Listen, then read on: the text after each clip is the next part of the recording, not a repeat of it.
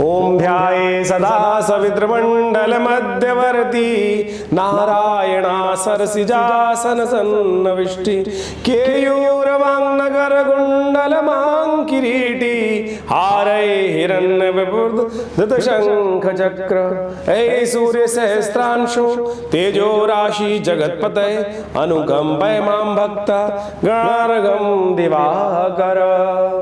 नमस्कार, स्वागत है आपका आचार्य वाणी में। मैं आचार्य डॉक्टर विक्रमादित्य आपके साथ हूँ और आज का विषय है, हम बात करने जा रहे हैं कुंभ राशि वालों के लिए। कुंभ राशि वालों के लिए जो सूर्य का परिवर्तन का योग कन्या राशि में सूर्य रहे, उनका क्या प्रभाव होगा। विशेष तौर पर कुंभ राशि वालों, आपकी राशि के अनुसार से सूर्य का जो परिवर्तन हो रहा है वो आपके अष्टम भाव में। सूर्य अभी तक आपकी राशि के अनुसार से चल रहे थे सप्तम भाव में। अननेसेसरी की थोड़ी सी आपको एग्रेसिवनेस, बात में छोटे छोटे बातों में क्रोध उत्पन्न करने के योग दे रहे थे, उससे आपको रिलीफ मिलने का योग बन जाएगा। 16 सितंबर से 17 अक्टूबर तक सूर्य परिवर्तित होकर आपके अष्टम भाव में चले जाएंगे। अष्टम भाव बंधन का भाव है। अष्टम भाव विशेष तौर पर कहा जाता है कि मृत्यु का भाव भी माना जाता है। अष्टम भाव जेल का भाव भी माना जाता है, बंधन का भाव भी माना जाता है। और इन सब में सूर्य जब जाते हैं तो वहाँ पर जाकर इन सबको कम करने का योग बना देते हैं। तो यानी बहुत सारे नेगेटिव प्रभावों को नेगेटिव खत्म करने का योग भी इस सूर्य के बनाने का योग बनाएंगे। सीधा प्रेडिक्शन तो ये दिखाई देता है, लेकिन ग्रहगण दृष्टिकोण से यदि समझा जाए तो ऐसे में ये विशेष योग आपके लिए कई मामलों में अच्छा रहेगा। साहस को उत्पन्न करने का योग बनाएगा, क्रिएटिविटी को उत्पन्न करने का योग बनाएगा। सूर्य विशेष तौर पर नया पुरुषार्थ आपके अंदर उत्पन्न करने का योग बना सकता है, क्योंकि सूर्य के परिवर्तन के साथ साथ और भी ग्रहों का परिवर्तन का योग इस दौरान बनता दिखाई देगा। और इसी दौरान सूर्य के कारण से विश्व में 2 ग्रहण भी पड़ने के योग बनेंगे, जो आपकी राशि के अनुसार से द्वितीय भाव में और अष्टम भाव में बनने के योग बनाएंगे। तो ये ग्रहण का प्रभाव तो ठीक नहीं है। जहाँ जहाँ ग्रहण रहेगा वहाँ कहीं ना कहीं विपदाओं का, आपदाओं का योग बनता दिखाई देगा। और इस दौरान बुध का परिवर्तन भी सूर्य के साथ होने के कारण से ये भी आपको समझने की ज़रूरत है क्या कुछ प्रभाव उत्पन्न करता दिखाई दे रहा है। ये सूर्य का जो परिवर्तन है विशेष तौर पर आपके मनोवृत्ति में थोड़ा आनंद का भाव, कला की तरफ रुझान का भाव भी उत्पन्न करता दिखाई दे रहा है। तो कई जगह थोड़ी सी वासनाओं को बढ़ाता भी दिखाई देगा ऐसे में, और उसके कारण से ध्यान रखने की थोड़ी ज़रूरत पड़ेगी। रक्त विकार उत्पन्न होने के योग बन सकते हैं।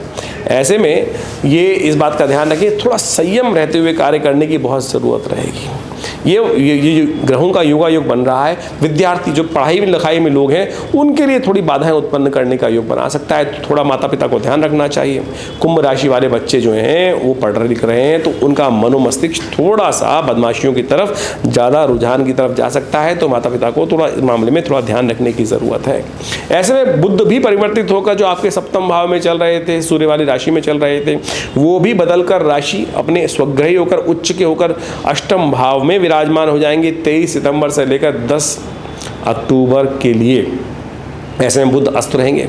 बुध का अस्त होना, स्वग्रही जाकर उच्च के होकर, ये थोड़ा सा कहीं ना कहीं शुभ नहीं अशुभ योग बनाता है। और इसी दौरान चतुर्ग्रही योग का निर्माण भी होगा, ग्रहण का योग का निर्माण भी होगा। एक ग्रहण 18 तारीख को पड़ने वाला है विश्व के अंदर, दूसरा ग्रहण विश्व में 2 अक्टूबर को पड़ने वाला है।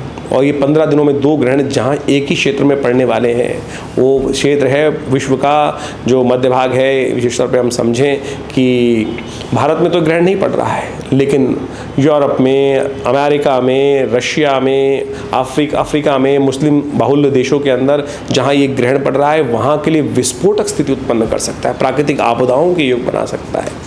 अतिवृष्टि के योग भी बनते कई जगह दिखाई दे रहे हैं। ऐसे में उनके कारण से भूस्खलन इत्यादि के योग भी कई जगह आपको देखने को मिल सकते हैं विश्व के अंदर। इस दौरान राज्यों के भंग होने के योग बन सकते हैं। राजनेताओं की मृत्यु के संदेश, ऐसे में उपद्रवकारी योग का निर्माण हो सकता है। ऐसे में इन समस्त ग्रहों की युति के कारण से जो योग बन रहे हैं, तो ऐसे में थोड़ा सा उपाय करने की ज़रूरत है आपकी राशि के अनुसार से। समझें, एक बात और समझें, ग्रह के दृष्टिकोण से सूर्य का ये परिवर्तन के दौरान 2 मुख्य चीज़ें रहेंगी। एक तो श्राद्ध भी रहेंगे और साथ साथ नवरात्र का पदार्पण भी इसी दौरान रहने वाला है। और नवरात्र का पदार्पण जब जिस समय रहेगा, माँ भगवती का जो इस बार संकेत मिल रहा है वो अशांति का संकेत ही मिल रहा है। भगवती अश्व पे आरूढ़ होकर खड़ग हस्त में धारण करती हुई जो आरूढ़ होते हुए आ रही हैं नवरात्र के पदार्पण के समय में, इन नवरात्र के दौरान ही, तो वो कहीं ना कहीं अशांति का प्रतीक दिखाते हैं, उपद्रव का प्रतीक दिखाती हैं। तो ऐसे में आप अपने मनोमस्तिष्क शांत रखते हुए कार्य करने का आपको प्रयास करना चाहिए।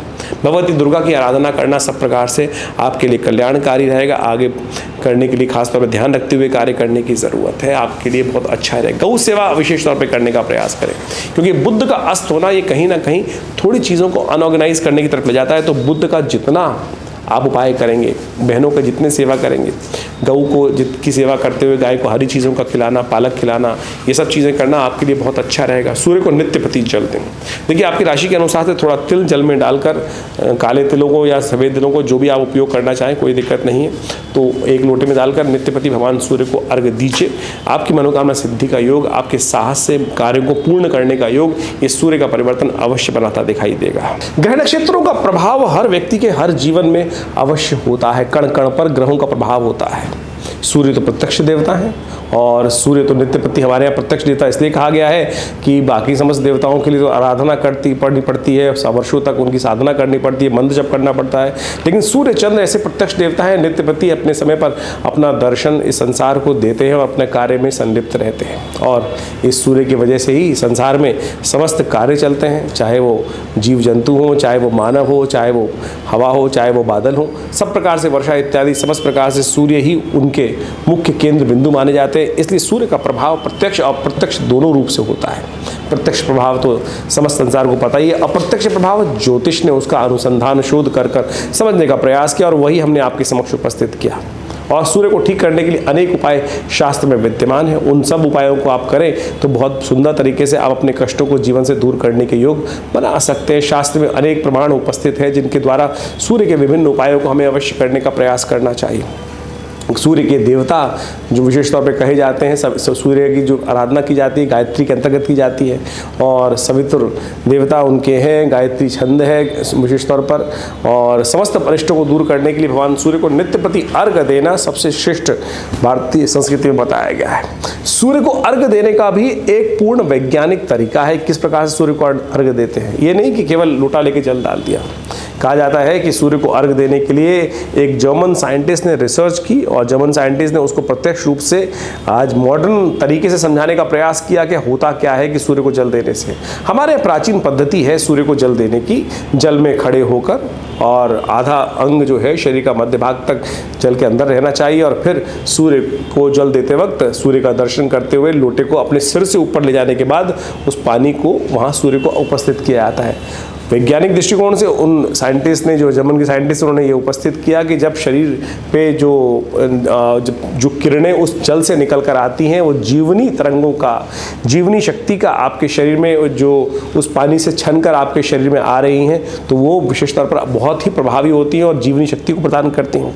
हमारे यहाँ मेघ स्नान का भी बड़ा वर्णन आता है, उसमें भी जब सूर्य निकला हुआ हो और तब बारिश पड़ रही हो, और यदि वो बारिश सूर्य के जो किरणें हैं उनसे चार्ज हो जाती है और वो पानी जब शरीर में पड़ता है तो वो भी जीवनी शक्ति का और बहुत सारे शरीर में आदि व्याधियों को दूर करने के लिए बड़ा उपयुक्त माना जाता है। इसलिए इस जो बारिश में जब सूर्य निकल रहा हो और उस समय जब मेघ पड़ रहा हो, बारिश पड़ रही हो, तो वो सबसे ज़्यादा उपयुक्त स्थान से माना जाता है। उस बारिश में भीगना सब प्रकार से, बारिश का पानी शरीर में पड़ना सब प्रकार से शुभ और विशेष तौर पर बीमारियों को दूर करने वाला, जीवनी शक्ति को संचार करने वाला माना जाता है। तो इसी प्रकार से जब वैज्ञानिक जो बाहर से जर्मन ने साइंटिस्ट आए और उन्होंने हेल्थ मैगजीन में उनका एक आर्टिकल भी विशेष तौर पर छपा जो लंदन से छपती है। तो सोचें, भारतीय संस्कृति में हर चीज़ को जो समझाया गया वो कहीं ना कहीं आदि भौतिक आदि दैविक के साथ साथ वैज्ञानिक प्रमाणों पर भी सत्य रूप से प्रतिष्ठित बैठती है। तो हमको समझने का प्रयास करना चाहिए। तो सूर्य का प्रभाव आपने समझा,